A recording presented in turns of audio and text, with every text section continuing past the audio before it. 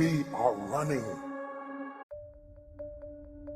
He taught me how the mind works. He taught me how I could shape my mind to attract the things I wanted into my life.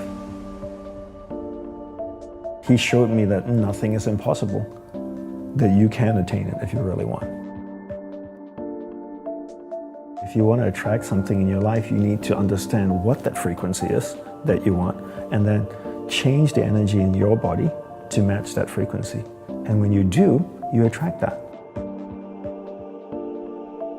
You know, a lot of people talk about this law of attraction and stuff, but I never really understand it or explain it properly. And I think sometimes the New Age world can just get away by saying all kinds of, no, the law of attraction, and do this and do that, and it will attract it into your life. But there's no practical steps or actually understanding the science of how these things work.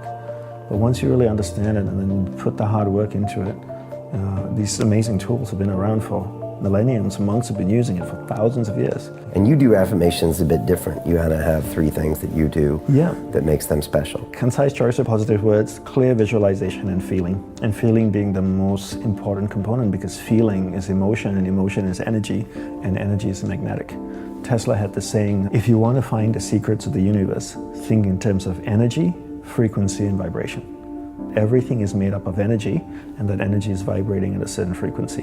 And your job is to match the frequency of what you want. Because that's harmony, right?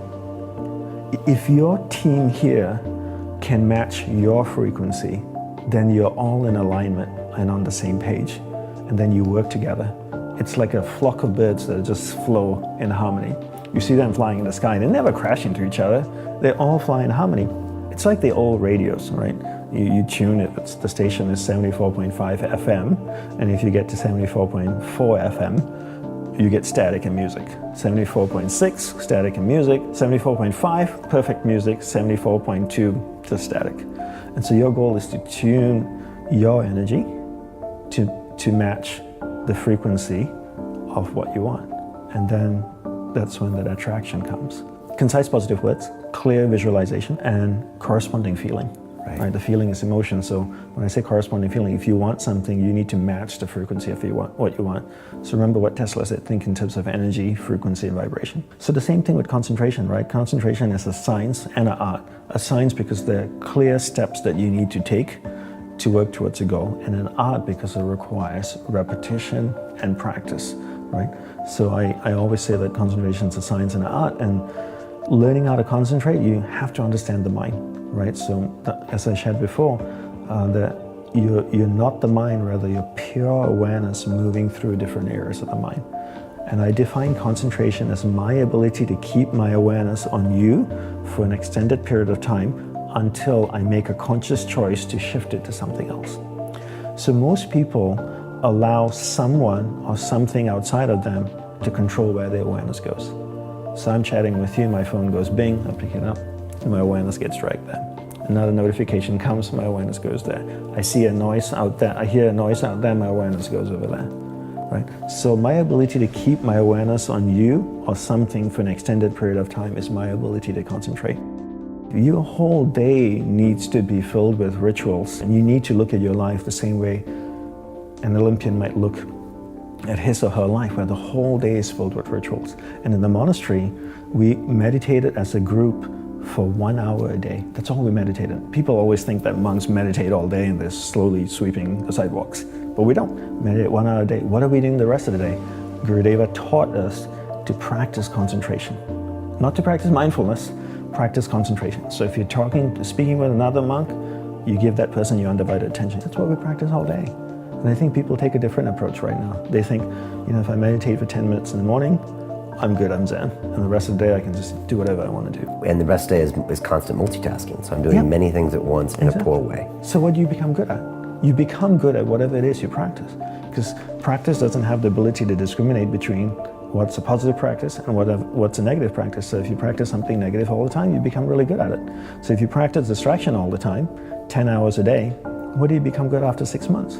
Distraction. Anybody practicing anything for 10 hours a day becomes really good at it. And the truth is, with 24 hours in a day, most people sleep, 7, 8 hours? So you're awake for 16? And out of the 16 hours, are they only practicing distraction for 7 or 8 hours? Probably more like 13 or 14 hours a day of practicing distraction. So if you do that 7 days a week, imagine if you practice playing the piano 14 hours a day, 7 days a week. How good would you be after 6 months? So how good are people at distraction? If you look at most people out there, they are, you're talking about mastery, they have mastered the art of distraction.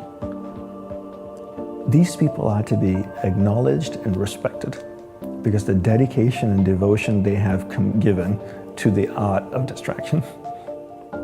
But they don't even know that. They don't even know. That's why I really harp on understanding the mind first and then learning to concentrate.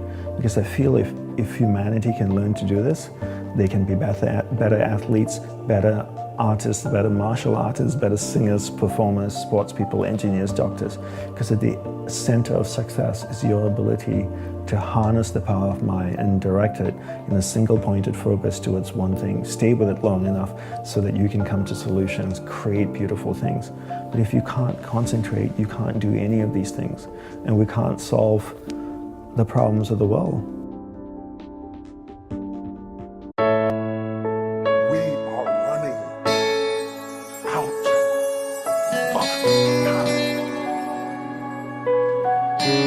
What are you going to do with the time you have left?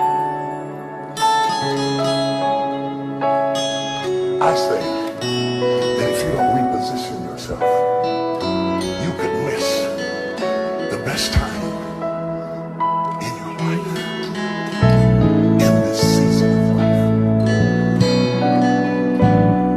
Because we have got to change the way we think. We have got to change the way we function. We have got to change the way we deal with issues.